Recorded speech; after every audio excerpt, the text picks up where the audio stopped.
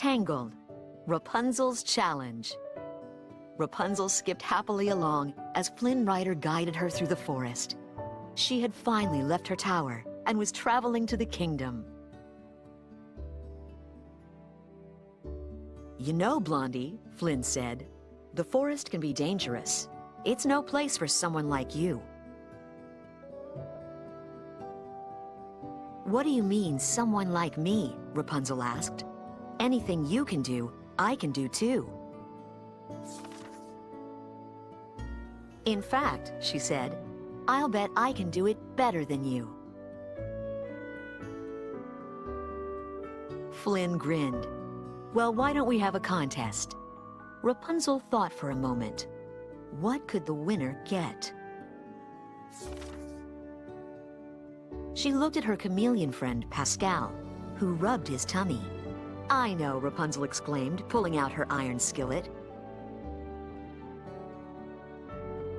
"Whoever loses has to make the winner a snack." "You're on," Flynn said. Rapunzel asked what kind of contest he had in mind. Flynn chuckled. It didn't matter.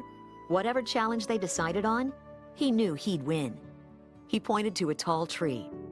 "How about who can climb this tree faster?" Rapunzel squared her shoulders.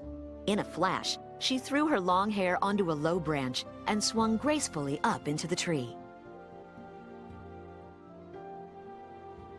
"Hang on," Flynn cried. "I didn't say go." He quickly used 2 arrows to climb up the tree past Rapunzel. "This is too easy," he thought. "She'll never beat me." When he'd almost reached the top of the tree, Flynn heard a voice call down to him. "Yoo-hoo, what took you so long?" Rapunzel was sitting on the top branch of the tree. "How did you get up there so fast?" Flynn cried. Rapunzel pointed to her hair. "You'd be surprised how much I can do with this." "That's cheating," Flynn argued. "I demand another contest. This time, no hair."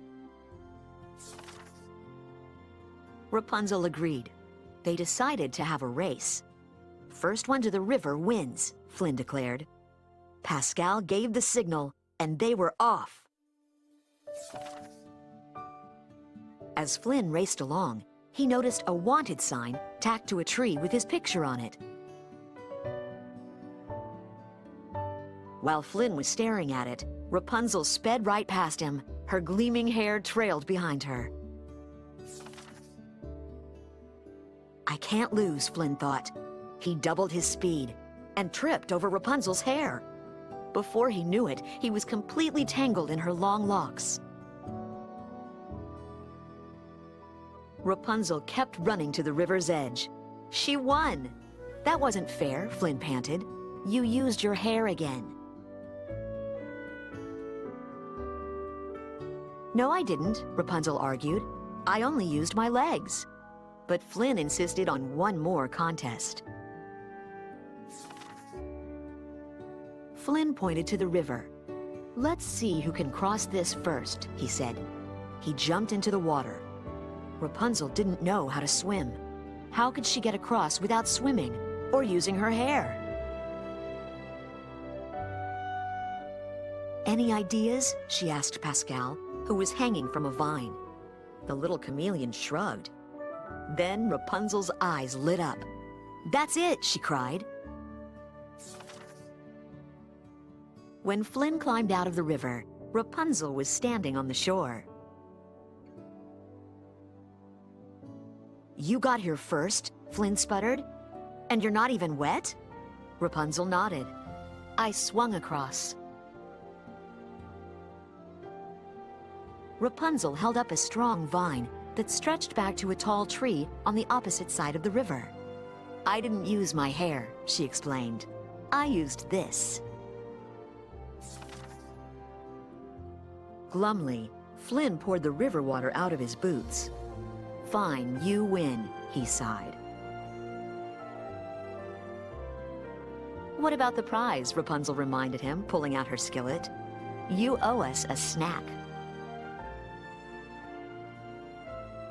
Well, what would you like? Flynn asked Rapunzel. Surprise us, Rapunzel answered excitedly.